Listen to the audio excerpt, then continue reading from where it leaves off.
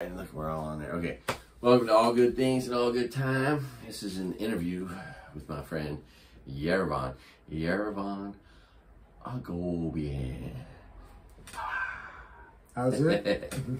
How's it? Welcome to the podcast. I think it might be premiere podcast with me on it. And my yes, if you're on this premiere. Absolutely. And you have a podcast of your own?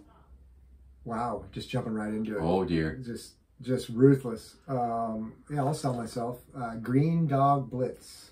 It's an NFL podcast, not fantasy, just regular NFL. A couple guys hacking it up, a couple old college buddies hacking it up. So if you're inclined, please take a listen. I appreciate you, Craig. And where is that featured? It is featured on Spotify, Apple Music, FM Player, and one more that I can't come up with at the top of my head. So that's Green Dog Blitz. Correct. Green Dog Blitz. Yeah. Wow. So much for knowing everything. Thank you. So how are you tonight? Oh, gosh darn terrific. Where are we at right now? Where are we recording this show at? We are in the chicken capital of the world, where they once held the arm wrestling championships, where Sylvester Stallone filmed Over the Top. If you didn't know that, it's called Petaluma. It is the first town when you're going north from Marin in Sonoma County. Famous for its wine, chickens, and at one point it's arm wrestling. Yeah, I'll interject real quick. The incubator was invented in Petaluma, and that's why for a good 20, 30-year period it cranked out a lot of eggs, and so they had chickens here all the time. The incubator was invented in Petaluma. Wow, that's why it became. In the house we're sitting in right now, it's a kind of, for all you Hawaii, I know Craig-Bradley is based out of Hawaii, and by the way, I was raised out there myself, half my life, if not more of it, and but I'm on the mainland now. But it was there's like 8 ohanas, so you understand that term, little mom and pop units for the haoles out there. And I live like a little 8-pack unit here, right on the Petaluma River, and it directly will take you out to the Pacific Ocean from here. And so you used to crank out eggs all the way to San Pablo Bay, up to San Francisco, and ship them to the world for like 30 years in this town. Wow. So yeah, that's the story. It's like 2 blocks from my house, that whole shipping yard and everything else. And I'm living in the old quarters of the guys that work the docks. I don't know if you call them I don't know if you call them wharf rats or whatever you call them. You know. Dude, actually, I think they do call themselves that. Yeah. So that's the Petaluma history.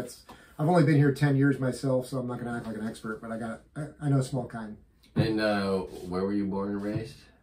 I was born in Redlands, California. However, that being said, I was raised 4th grade, my brother 3rd grade in Hanalei Bay.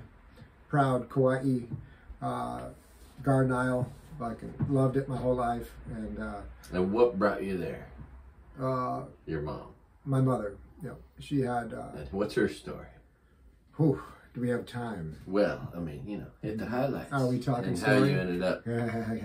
Or whatever you want. Yeah, no worries. Yeah, no, tell it all. I was a single mother with 2 boys. We're about 16 months apart, my brother, and I'm the older one, no matter, but we're tight, and like all brothers are, love-hate type thing, yeah.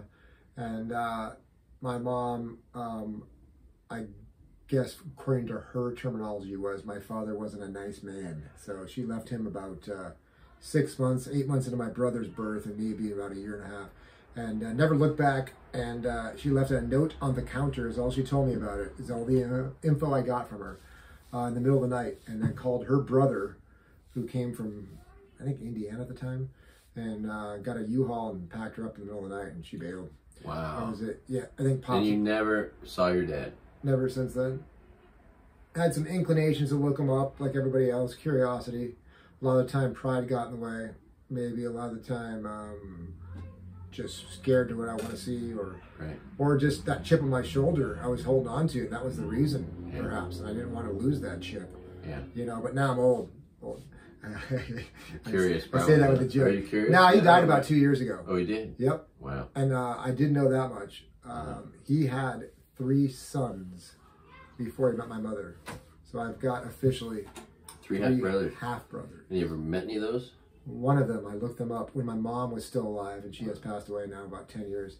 But I got her information to find him. And yes, one of the brothers is dead, by the way, so there's 2 that left. Wow. And yes, but I found him. And did you have anything in common with him? Yes, he has a son. So that would be my cousin. And we all met each other, hung out, and then he visits my brother in Huntington Beach once or twice a year, and he lives in the Arizona area. Wow. And they all say hi. So it's cool. There's a little connection. Yeah. Yeah. Interesting. Yep. And then the Agobians, and then I won't talk politics here much because I don't want to blow this up into something crazy. But if anybody wants to understand the history of Armenia, please do not exclude what the Ottoman Empire / the Turks have brought upon the Armenian country. So check that out. Genocide, I do believe. Yeah, but we won't talk politics. But Oh, move yes. on. So what else are we going to talk about, Craig? Gee whiz. Oh, man, it's a good day to be alive. Well, I don't know. What do you want to talk about? I'm wide open. Gee whiz. Heck, son of a gun. That's my gay friend. Gayer than Christmas. No, you said wide open, so Sure. I mean, Okay. I interpreted that the wrong Got way. it. Nice. Let's see here. Gee whiz. I don't know. Bad tippers? Okay. Or is that something we should wait till you're not in the restaurant business? Is this a sexual question or is this a restaurant question? Restaurant. You haven't ever had any famous people tip you poorly? You know, I've been around a lot of I don't really pay attention too much because I'm in the heat of the battle, or I'm just kind of doing my thing. Care. I don't care. Yeah. It's just another number, and I don't say that in a rude way. I treat every table the same, whether it is famous or not famous. Yeah. It doesn't matter to me. I just have the same demeanor, and therefore my percentage should reflect that. Sure. Okay. Yeah. Right. So well, that's a very fair answer. Yeah. So I don't panic, and if it's a bad day, then maybe the next day will make up for it following. And I'll double down instead of having a bad day, and it will average out. Or if it's a bad week, perhaps it's a slow month, whatever. You got to save your acorns. You are being very diplomatic. Listen, I've worked on. Okay, I will say Chris Berman is a great tipper. Great tipper. Great I will guy. say that. Great guy. We love Chris Berman. Waited on him a few times. Yeah, me too. Right now, Smart Center. Love him, and he's a very fair tipper. Let me tell you some bad tippers. Very fair. Can I tell you some NFL bad tippers? Can't wait to Two head coaches. I waited on Joe Gibbs. Tipped me 12%. With another couple, he and his wife, acting like he was all hot stuff. In the end, he takes the check, tips me 12%. Right? It's got a NASCAR But team. hold on, what about inflation? Was it way back when? You know, maybe that was like a 15% tip now. Some sports guys just never learned how to go out to dinner because no one ever taught it to them in the first place, I guess. They're always getting comps. They're the owners. So, and then Mike Holmgren, coached my 49ers even, but that bastard sat at my table, tipped me 13%. And I was like, come on, man, you got to have better math skills than that. Anyway, that's just two NFL head coaches that aren't good tippers. But let's talk about the worst of them all, and that's Bobby Knight. I waited on Bobby Knight and his whole team from Indiana. And because I'm such a confident waiter, I do not add the tip to large tables like most. Most guys are just happy to have a guarantee. I have so much faith in my waiting skills that I just like to risk it. So the night before, Bobby Knight gave me 12%. I waited on Clemson. I risked it. Gave them the check. They tipped me over 20%, right? Which is normal, right? Because they're a class act, and so am I. And so self-proclaimed. And then Bobby Knight next night, freaking, oh God, just kills me. You know, when you got a $2,000 check and you tip $120, that is not cool. Wait, is that? No, that's only mathematician 6%. issues here. Wait, 12, that'll be 240. Anyway, anyway. After my tip out and taxes, I'm barely walking with anything because I'm taxed on 11% of my tips and I tip out almost 50% of the money I take in. So, and that's how it works for waiters, and that's why people who don't. Not all places. My tip out's not that strong. Most places. Not like. Where you at right now? Italian place. Do you have a busser? On the weekends. Okay. And do you have a food runner? Nope. Do you have a drink runner? Nope. And so you just got a bartender and a busboy sometimes. Yeah, and you do old school. You just tip them. What is the bar? 10% of your sales on the bar. Yep. And 15% to the buster, or 20 if they're good. Yep. Right. That's the old school way of working. So, and now what they do is they just force it. They just take a percentage of your sales, like last restaurant. Well, the issue is, I know people they took 5% in my last restaurant. But here's the deal: it's not cash in hand anymore like it used to be. It's all credit. And then that being said, and also the owners will say the same thing, and they're partially correct. It's not the profit margin it used to be, with the cost of just everything, and especially in California, having to pay like taxes and this and that and unemployment, whatever. Right. You know, and then so they should dig into your tips more. And then you're getting cities putting taxes on the check on top of taxes, the state tax. Yeah. Getting weird. And then and then a lot of also the big corporations are now starting to shove your tips every day onto your paycheck. Right. So now you're getting taxed on your tips. All of them. Yeah. And so it's kind of a losing sum zero game all of a sudden at this point. It's like the heydays, the great days of. What I love is how you pay more taxes than a rich guy. Like Donald Trump pays $750. I don't have the accountant money that he has. Yeah. That's why. You pay $750 a year in taxes when a waiter pays $750 a month in taxes. I don't have the accountant he does. Yes, I don't. Yes. I can't afford the fees. I'm sure it's like what $1,000 or $5,000 a month to have to pay for the tax guy. I'm serious. To make it so you don't have to pay taxes. I don't know. I'm not a CPA, nor do I claim to be, but like the fees got to be steep, if not more. I would bet. Because he's saving them probably 100 G's or $1 million or whatever it is every year. Right, yeah. So he better charge a lot, as long as he knows his business. Yeah. Right? Yeah. So what was it like growing up in Honolulu Bay, being a haole boy? How many haoles in your school? 3, including my brother. That I can recall. So one other in than your family. Yeah, I can recall. Correct. Yeah, that's tough. And then there was a couple other kind of hoppas, and they were but more local style, like you know, yeah. And you were the full on. Yeah, sticking out like a sore thumb. Straight up, getting pounded, getting my milk money stolen every morning. Every morning. Automatic. Like no milk money for you. It was 35 cents if you wanted a plate lunch with milk. It was 25 cents if you just wanted a plate lunch only.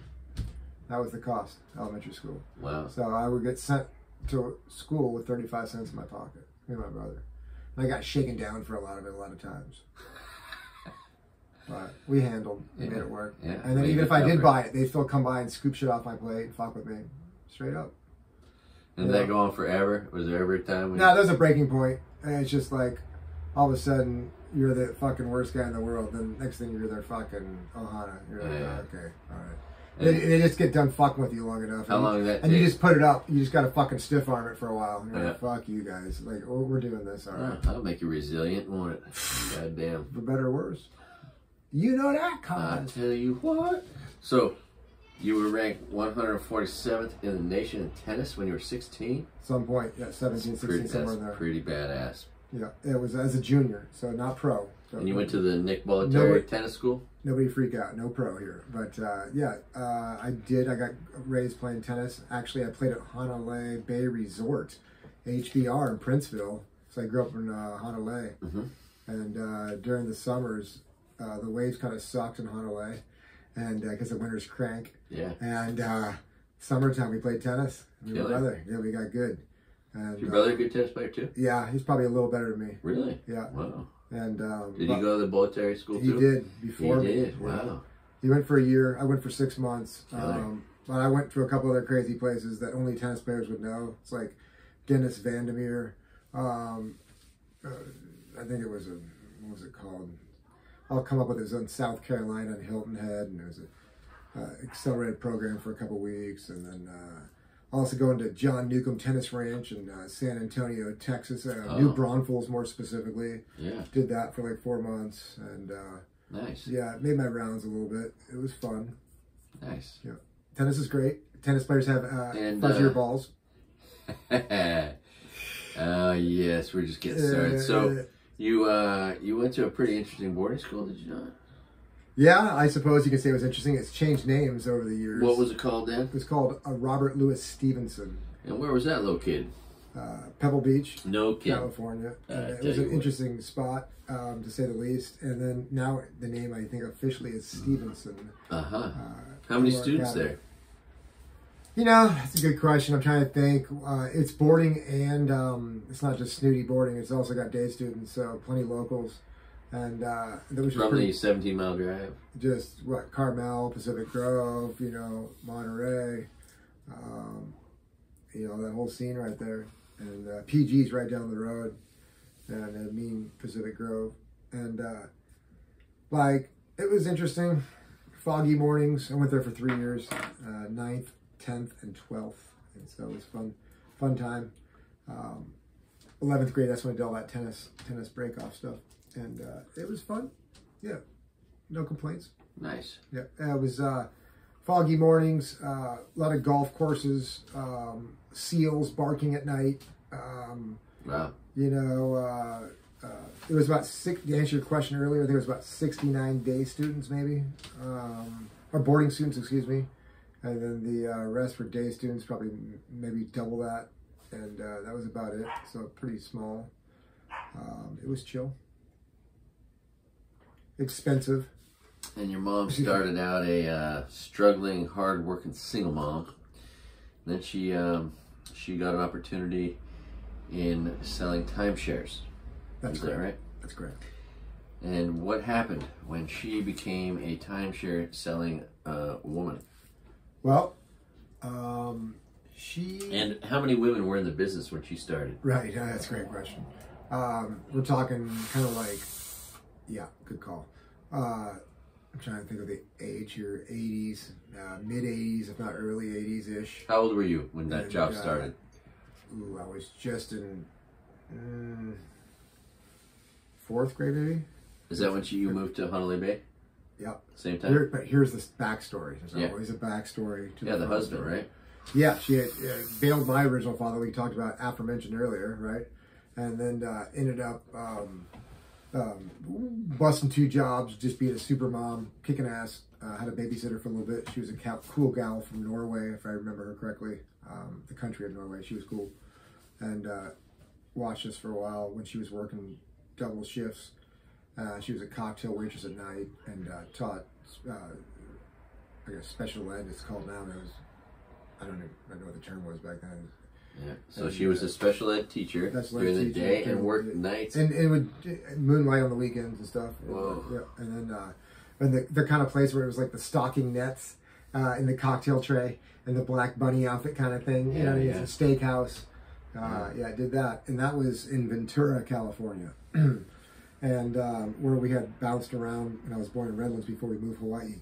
And then she ended up falling in love, and I guess he did as well, to the owner of the restaurant after a couple of years of working there. And he was on his second wife, which was my mom. She was on her 3rd husband? I don't know. She had a husband before me and my brother were born. And then they moved to, he had a piece of property he had bought in the late 70s, right on the beach in Honolulu Bay, right in front of a surf spot called Middles, rocking killer spot. It's a good break. And there's a stream that comes right down there from the mountains also.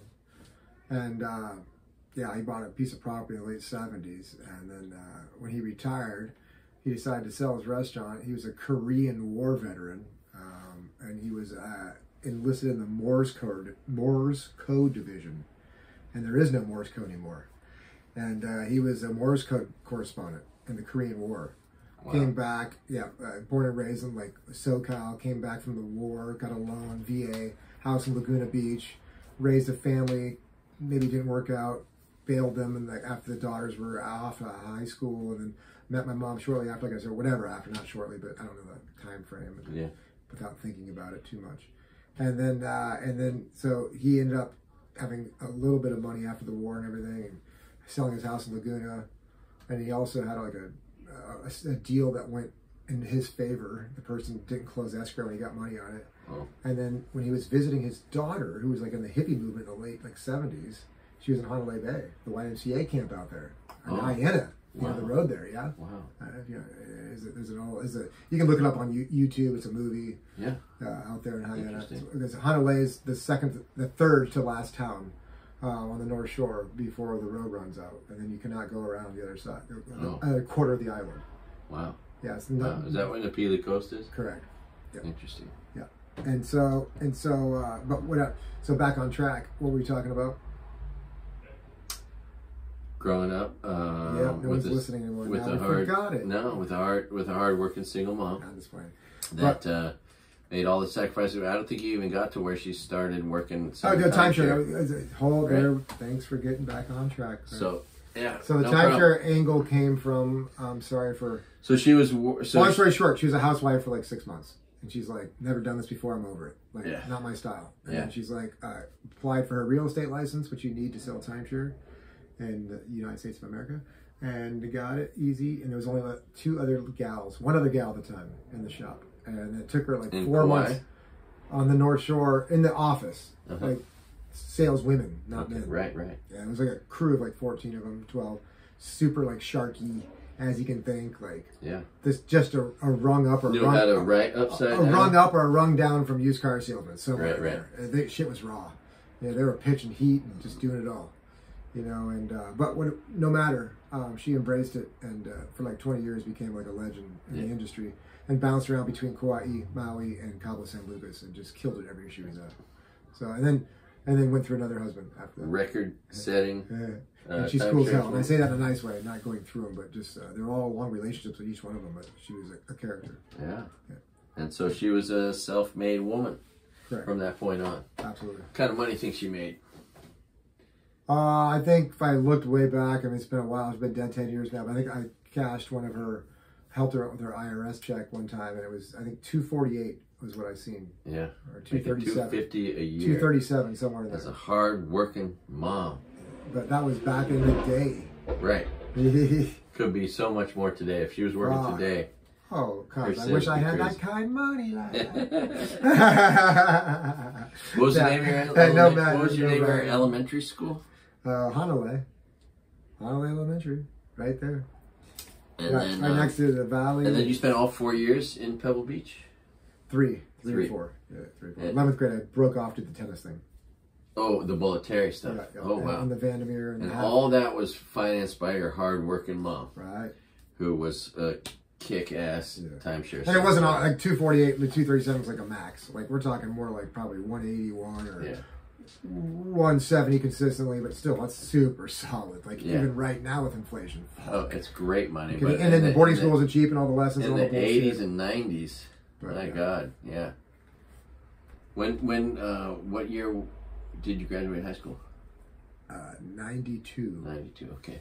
Then I went to a small college, but it was legit 4-year college called Fort Lewis College in Durango, Colorado. Oh yeah, that's why you. It's Four Corners area. Yeah. You know, and it's where Utah, New Mexico, Arizona, and, beautiful Pagosa beaches all right come there. Together. Yeah. Pagosa and Springs. Silverton Trail. Yeah, exactly. Silverton Train. Exactly. Silverton to narrow gauge. Yeah. One of the few narrow gauges left around. So Colorado has so many places to visit. It's so beautiful. I love Pagosa Springs. I can swim in one place, you know, against the river that runs through the middle of town. Yeah. It has hot springs bubbling up out of the sides. It's cool. It's unbelievable. Yeah. No, it's awesome. Unbelievable. All right. Well, what do you think? Cheers, lad. What about what are you doing on your sports? So it's NFL stuff on your just podcast? NFL. Yeah, that's just NFL. And cool. All right. Yeah, it's just a couple buddies, college buddies. Speaking of Fort Lewis College, me and an old buddy, hacking it up and just having fun for like a half an hour or 40 minutes. Yeah. Once a week, every Thursday morning we usually publish it. So you got some jokes? You got some jokes you want to talk about? Or while you're thinking about that, what are you most grateful for? How about your presents? Oh, isn't that nice? Gee whiz heck. All right. Cool. Trey, I got one or two. That's it. One or two what? Jokes. Oh, let's hear a joke. And I got to sign off. I want to hear a joke. Okay. What did the elephant say to the naked man? I don't know. Yeah, it looks cool, but can you breathe through it? Okay. I got a little childish, but that was great. No, no hesitation there. Yeah. What's next? Give me another joke. What do you, for all you Hawaiians out there, what do you call how are they trying to learn Pidgin like that? I don't know. Training, bruh. Oh, Yeah, that's a way back one, probably That's a from the good one. Honolulu days. Let up. But that's all I got, really. Oh, you got way more than that. This guy was a bartender for how many years? Too long. That's why And a server, we opened Dukes together. That's why I'm drinking coffee. Oh, and I'm on day 2 of my trip. Visited 2 good buddies today. Got my kids in the other room watching his kid. Goal is to make them all friends. Although his kid's younger, you know, they'll all be adults before you know it, and hopefully they'll become friends, and that'll make our lives better as their dads. Be able to hang out more. Yeah, I recently went to the cheese factory today. That is a very special place. And yeah, it's a good day to be alive, Yervon. Good day to be alive. Thanks for taking me. Well, I appreciate this. This is fun, of course. Cheers to you, lads. Good interview. What's the name of your podcast again? Green Dog Blitz. Green Dog Blitz. Where did that name come from? Good question. It was, I got all cute trying to think of a name. Like, oh, cool. Like all these, you know, cool names. And obviously every single one of them taken up. Oh, yeah, so like, gee whiz. So I'm just like, I was naive at the time. So I just kind of looked up some football terms, even though I'm familiar with football very much. But Right. And then that was one of them that came up, and I go, it's catchy, and it was not taken as far as a domain name. So that's where it stemmed from, was because it was one of the few available names that I thought was kind of cool. And you do it with a partner, yeah? I do. I have my good college buddy from Minnesota. What's his name? We'll just say B.A. Initials. And then he's a cool... Bear. His name is Bear Ass? Bear Ass, exactly. It's actually Baruski Ashkawasha. Baruski Ashkawasha? Yes. I think you should say that whole name. Why would you not? Oh, so it's too confusing. So, but yeah, we do it together. We're old college buddies, and we're just kind of hacking it up in a good way. We enjoy ourselves and kind of take ourselves lightheartedly, but still have a great time and just chat all things about the NFL. And the fun thing about the NFL, it's kind of like a soap opera. Yeah. It's like, I don't know what your favorite team is. It's kind of like, okay, cool. It's like The Sands of Time. What was that old soap opera thing? As the World Turns? Yes. Yes, I think. Yeah. And it's kind of like a soap opera. So every week there's something new to talk about. So that's the fun thing about it. That's about it. Indeed. It's just a soap opera of Sunday. It's fun, too. Yeah. Exactly. Yeah. Right on. Yeah. I know you're playing fantasy this year. Yeah, I am. My team just... It's not very good? Sometimes, no, it's not very good at all. Yeah, it could change tomorrow. It could change. Thanks, but it's not going to change this week. But but hopefully next week it changes. So it's pretty shoddy. I got 2 leagues. I usually just do one team, but I did 2 this year. I don't know if I'll regret it or not, but I think I'm 0-2 to start in both teams. So we'll see. Nice. Yeah. Right on, Yervon. Thanks for your time. Thanks for the interview. No worries, bro. What about the restaurant business? You've worked in how many restaurants? Too many. You have any Count idea? on my toes and fingers. Yeah, over 20 for sure. Yeah. Oh, guaranteed. Automatic. And mostly bartending, waiting. What do you think you've done more of? I would say it's probably skewered to like 65% bartending, 35% waiting. There you Maybe go. 60-40 split, way more bartending though, probably. You know, there's a space here for you to do drinks online. You know? Nah, not my cup of tea no more. I'm doing coffee. That's it. Right on. Okay. Well, thank you for watching All Good Things and All Good Time. Don't forget, tip 20%, of course. And if you're inclined to do harm or crime, do less. Don't do anything today. Just sit home and drink a beer and take a nap. And if you're inclined to hurt yourself, don't do it. Don't gamble. Don't put nothing up your nose. Don't take no pills. And don't drive drunk. And you'll probably be just fine. If you can avoid those things, you'll have a really good life, generally speaking, So, and that's what we want here. At All Good Things and All Good Time. We want everybody to be happy, live good, happy, productive lives, doing no crime and no harm. And raise your kids to do no crime and no harm. That's how you make the world a better place. Not only yourself, but then next generation. All right. Love you guys. Aloha.